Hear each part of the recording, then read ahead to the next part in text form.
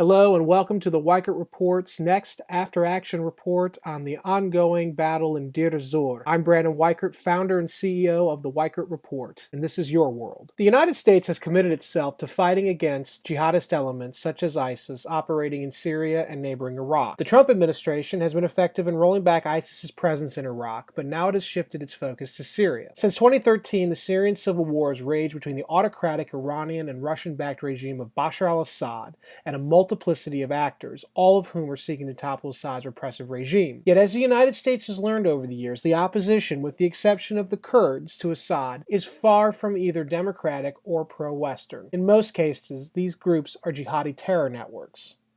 Whereas former President Barack Obama attempted to engage in a haphazard regime change policy in Syria, his successor, Donald Trump, made the sensible decision to abandon the regime change component of the Syria policy altogether. Instead, Trump is focused on supporting our Kurdish and Sunni Arab partners in their fight against jihadist terror networks like ISIS in Syria. But America's problems do not end with the destruction of ISIS, which is at hand, or with the end of the Syrian civil war, which, given the recent meetings between American and Russian delegations at the United Nations, might also be at hand. America's woes in the Middle East are of a larger geopolitical nature. At the heart of the geopolitical struggle is this. Since the Iraq War in 2003 destroyed the precarious balance of power in the region, the predominantly Shiite Muslim Iran believes it can become the regional hegemon. Iran is using the large Shiite diaspora that extends from Afghanistan to the Levant, known as the Shiite Crescent, as a means of expanding its influence in the wider region. Thus far, their plan is working brilliantly. The Syrian civil war gave the Iranians a perfect excuse to increase their physical presence in the Levant, even as they, along with the Russians, took up arms against ISIS and other jihadist networks fighting in Syria. The Iranians' true goal was to control the ancient caravan routes that cut through Syria, linking Iraq with Lebanon. Controlling these ancient strategic highways would allow for Iran to have direct access to their Hezbollah proxies in Lebanon, which neighbors Israel. The Iranians would also gain influence in the Mediterranean, as well as have a greater ability to threaten their existential rival Israel. At the same time, Iran's nuclear arsenal could curb America's desire for greater engagement in the region, thereby isolating Iran's longtime rivals in the Sunni Arab states. This would then allow for the Russians to step in as friends of the new regional hegemon of Iran, solidifying the Iranians' position in the region, and it would also allow Russia to gain unprecedented influence in the resource-rich Mideast, something that Russia has long sought to do since the Cold War era. In other words, Iran controlling these ancient caravan routes would solidify the rising Iranian empire, wed it to Russian power, and expand Russian power at America's expense in that region. Each one of Iran's geopolitical objectives is at loggerheads with American strategic goals. This takes us to the fight shaping up over the eastern Syrian province known as Deir ez-Zor. Deir ez-Zor is the largest province in the eastern portion of Syria. It is bordering Iraq. It historically has been a very important town for commerce and trade. It was during the ancient Roman period. It was a vital trading port. It remained a large base for the Ottoman Empire's garrisons when they ran that part of the world. And furthermore, Deir ez-Zor sits atop a nexus of vital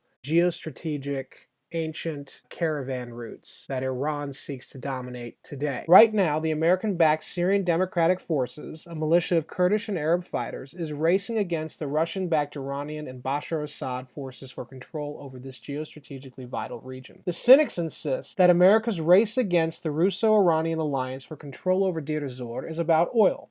But this is not so. While Deir ez-Zor does have a great deal of oil in the sands beneath it, the American objective is geopolitical. The United States wants to complicate Iranian efforts at expanding their control across the Shiite Crescent. Also, the remnants of ISIS in Iraq have taken refuge in this province. If America can deny Iran control over the ancient caravan routes, the first step toward returning Iran to its containment will have been accomplished. Rolling back the Iranian geopolitical gains of the last 14 years since the toppling of Saddam Hussein in Iraq is essential for accomplishing the Trump administration's larger geostrategic objective in the Mideast, preventing an Iranian hegemony from arising. Trump's antipathy to Iran's nuclear weapons development is only a part of this larger containment strategy. While the Russians, the Iranians, and Bashar al-Assad are apoplectic over the American push for control over Deir ez-Zor, the fact is, without preventing the growth of Iranian influence, partly by denying Iran physical links with its allies in Syria and Lebanon, the Trump goal of containing Iran will ultimately fail. Failure to contain Iran will result in the destruction of the American geostrategic position in the Mideast. This would not only threaten Israel, but it would also complicate American efforts to defeat jihadi terrorist networks in the region. And also, it could lead to a potential nuclear conflagration between the Saudi Arabian-led Sunni coalition of states who would be isolated from the protection of American power, who in turn would seek to develop their own nuclear arms, knowing that Iran was developing their own, and as well as being protected by Russia. And it could precipitate a war with a nuclear-armed Iran, which in turn would draw the Russians, the Americans, potentially even the Chinese, into the region in a larger, more violent way. This could very well end up being the spark that lights a great power world war. And so America's attempts to put Iran back in its containment is essential. And the critical component, aside from limiting Iran's ability to get nuclear weapons, a critical geopolitical component of this strategy is to prevent Iran from gaining physical control over those ancient caravan routes and being able to link up the Shiite diaspora under its direct control. For the Weichert Report, I'm Brandon Weichert, and this has been our presentation on Trump's Syria policy being about containment in Iran. Thank you.